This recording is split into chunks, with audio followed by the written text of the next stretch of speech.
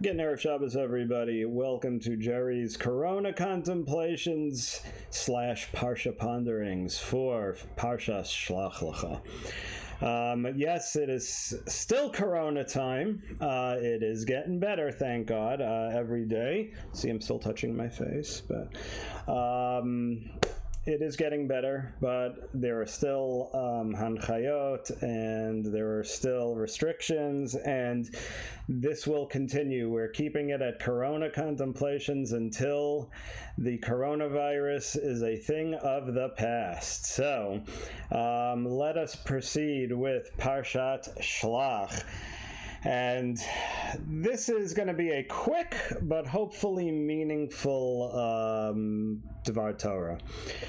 Parshat Shlach, as we know, is the parsha where we deal with the sin of the Meraglim, of the spies. And this is a mistake, if you want to call it that, but this is a...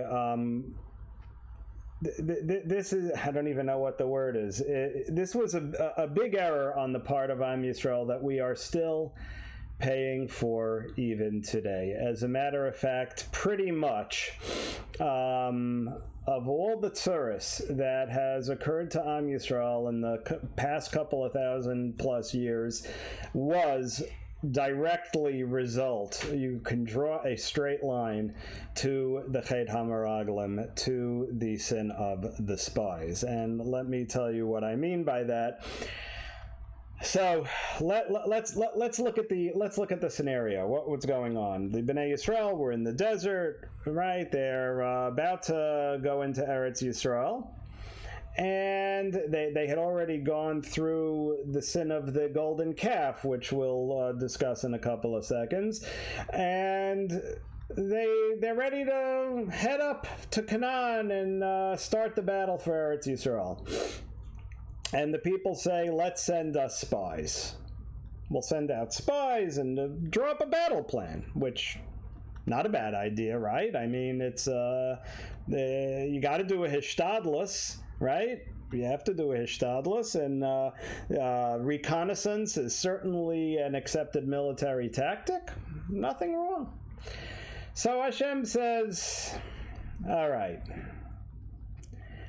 Shlach lecha anashim. You do it if it's what you want to do. You know, it's like the famous joke that people always tell. You know, God tells Moshe, "Lo savashol gadi b'chalev imo," and Moshe says, "Oh yes, I see. That means that you have to wait 6 hours between meat and milk." God says, Lo savashol gadi b'chalev imo. Oh yes, that means that chicken is treated just like milk, treated just like meat, and you can't eat chicken with meat. And God says, Moshe, Lo savashol gadi b'chalev imo. And Moshe says, oh yes, I understand. That means that you have to have separate forks and knives and separate ovens and separate refrigerators. And finally God says, you know what, Moshe, do whatever you want. I know it's a little bit of a tongue-in-cheek, but this was kind of that scenario. Listen, I told you I'm going to fight for you. Hashem yilachem lachem v'atem tacharishun. You saw it by the sea. You saw it with the 10 plagues. You saw this, that, and the other thing. We're going to send spies, and we're going to... All right, no, okay, right. You do have to do a hishtadla, so Hashem says, all right, you want to send spies? Shlach lecha, knock yourself out, go send spies. Why did they want to see spies? Because there was felt in the Amunah. It's always the reason, right? Seeing is believing. You know, oh wait, we're going up. We don't know what the battle plan is. We don't know who these people are. They might be very strong, and we have to know the right way, and this, that, and the other thing. And Yoshua and Kalev are like, you know what, Mo, you better send us, because these guys, I'm a little sketchy here. So Moshe says to Yoshua, fine, you know, Vayikra Moshe laHoshea Benun Yehoshua. He put the Yud K in front of his name, knowing that they were going, this thing was bound to go sideways somehow. And Moshe had already been through enough with these, with the whole desert thing, between when he went into Mitzrayim and they were complaining, and then by the sea and by this, and Lama Helisanu mi Mitzrayim. Mitzrayim, and then with the man, and last week with the man and the slav, and he's like that this is going to go sideways. So he sends Yoshua and Kalev kind of as a, at least they'll be balanced. Okay, this is what's going on. This is the scenario. They go up into Eretz Yisrael. They check out by Hebron. Interesting, on the eve of sovereignty. We don't say annexation here. Words matter. And what happens? They come back. Vayotziu dibas haaretz. They couldn't help themselves. They had to, again, I did this with the thing. I'm sorry. I always, I really have to be more careful where I put the thing. All right, whatever. I'll tell you what it says. Vayotziu dibas haaretz asher toru atal b'nei Yisrael lema haaretz asher avarnu ba latorot haaretz oicheles yoshvehi v'chol ha'am asher ra'inu sham anshe midos. These are very excellent people that we're going into battle against. And there were giants, and we were like grasshoppers, hence the grasshopper, in our eyes. And then it interestingly says, "V'chein hayinu be'eineihem," and so were we in their eyes. Rabbi say this is the beginning of Shtetl mentality, grasshopper mentality, if you will. The Bnei Yisrael, the spies, they went up, and even before they went, this thing was doomed to failure. And they came back and they're like saying, I don't know if we could do this. These people they're giants and we're like grasshoppers next to them. You know what?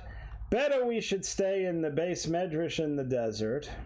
Because let's face it, what's going on here? Who are these people? Now, remember that the spies, the Torah goes into very great length to tell us that these were the Rashi B'nai Yisrael Hema. These were the Av Bezdin and the Gadol Hadar and big rabbis. Big rabbis. Someone says, oh, he's a big rabbi. I go, how big? 400 pounds. These are big rabbis. With these spies. These weren't just Stam Minsk from Pinsk. These were big people. And so what are they thinking? Well, let's see. We're living in the desert. We just got through the whole argument with the mun. I don't know. We get like our mun delivered every day. We're able to learn Torah from the greatest Navi ever. We got the Ananei HaKavod. We don't have to go buy things. We certainly don't have to go loot a Walmart. Maybe we're better off just staying here and we'll have God protect us and we have this perfect base medrash attitude. Does this sound familiar to anybody? No, we can't go into Eretz Yisrael. Your kids will go off the derech. They're going to have to work over there. They're going to have to work. We're going to have to go up into the land and do battle. They're going to go into the army. They're going to go over the derech. Oh my God, what's going to happen if they go into the army? And then they're going to have to go out and work the field. Work the field. How am I going to work the field in a strimel? It's going to be hot. How am I going to work the field in a black suit? It'll get all dirty. I'm much better off staying here in the desert with Hashem protecting me because just the Torah's Megan Umatzle and we're not going to have to do all of this. You know what? Let's just tell them it's better not. We don't need this. Rabbi Sai, the Egel HaZahav, pretty bad sin, right? When you say like as sins go, if you were doing your top 10 like they do on YouTube, you could do the top 10 list, the Mojo countdown. If you were picking the top 10 sins that the Bnei Yisrael committed in the Midbar, I could probably do this, but I'm not going to for a very important reason. I would say the Egel HaZahav is probably number one. But, you see, you'd be surprised. It's not. The sin of the Meraglim is number one. The Egel HaZahav, terrible sin, Avodah Zarah, I mean, it doesn't get much worse than that, right? I mean, it's one of the top three, Yaharig V'Al Yava, right? Moshe went up, he came down, he went up again. They, with the whole Shlach Lanu, and again they did it again in this week's Parsha, but an abridged version. And Hashem said, fine, Salachti kedvarecha, right, as he does here too. But what's the difference? Until the sin of the Meraglim, the Bnei Yisrael were forgiven for the Egel. They got a complete pass.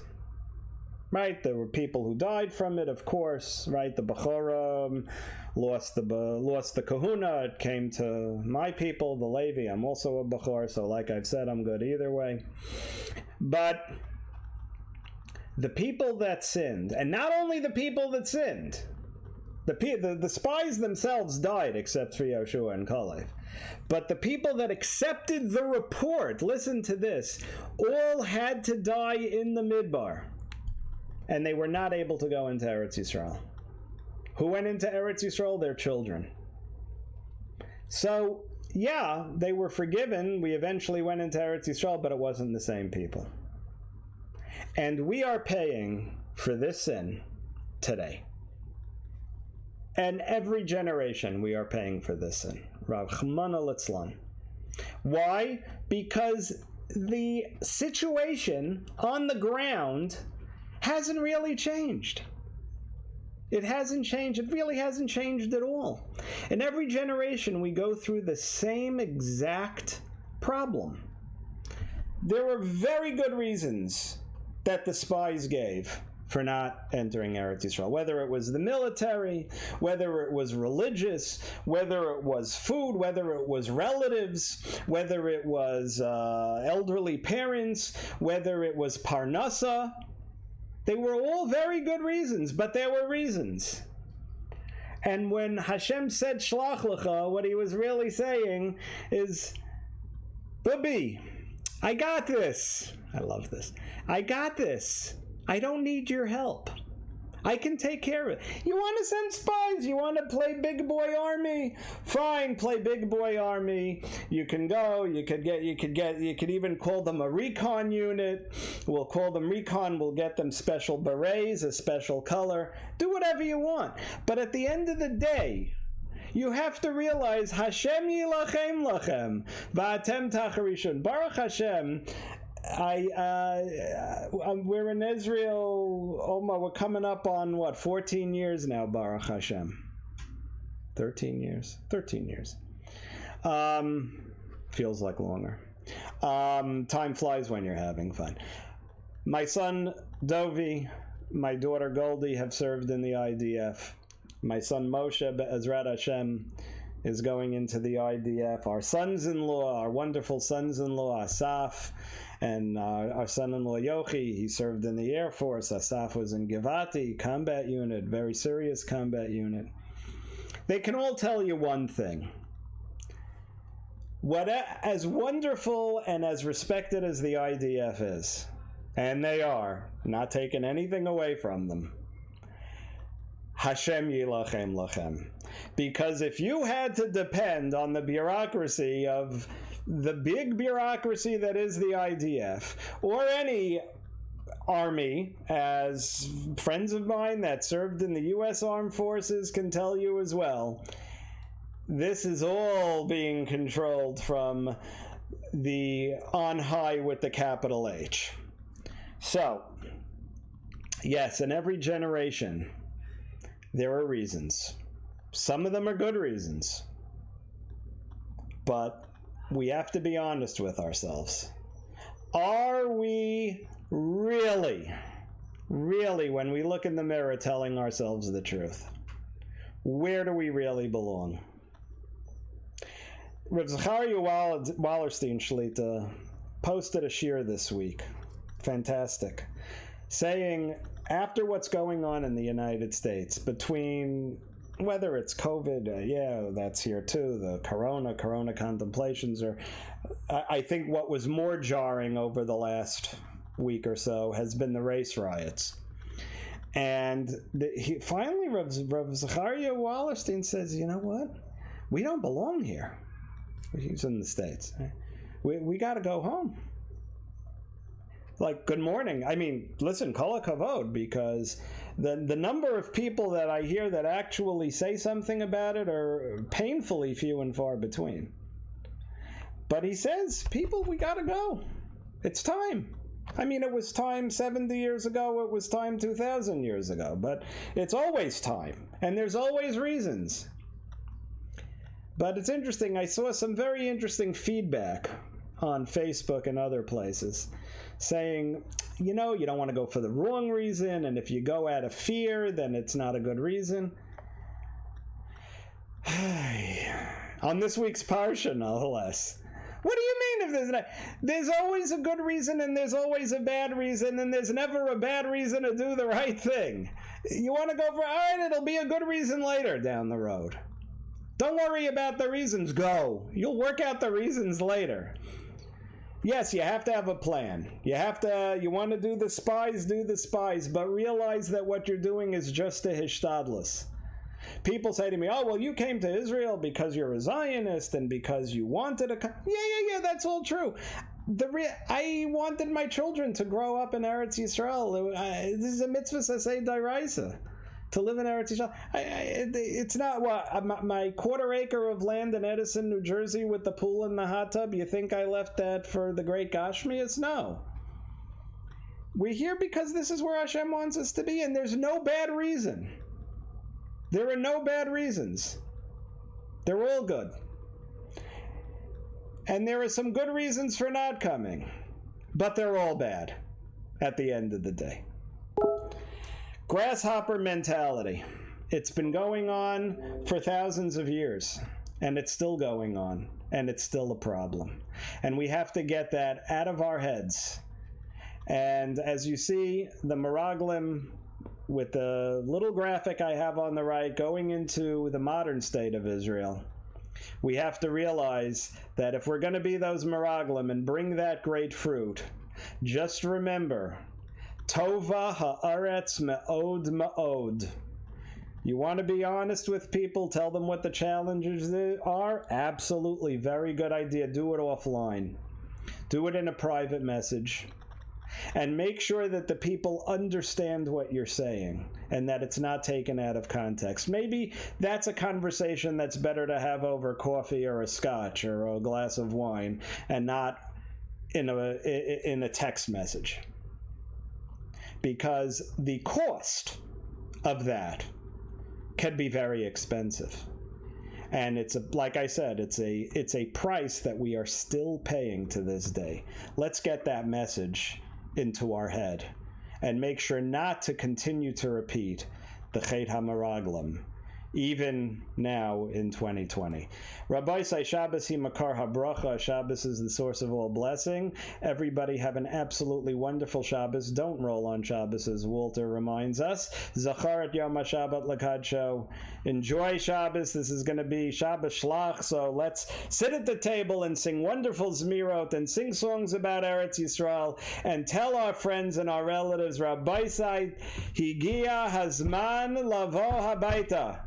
Have an absolutely wonderful Shabbos, everybody. Join us back here again next week. Thanks for joining us. Have a wonderful, meaningful, and relaxing Shabbat. Shabbat Shalom, everybody.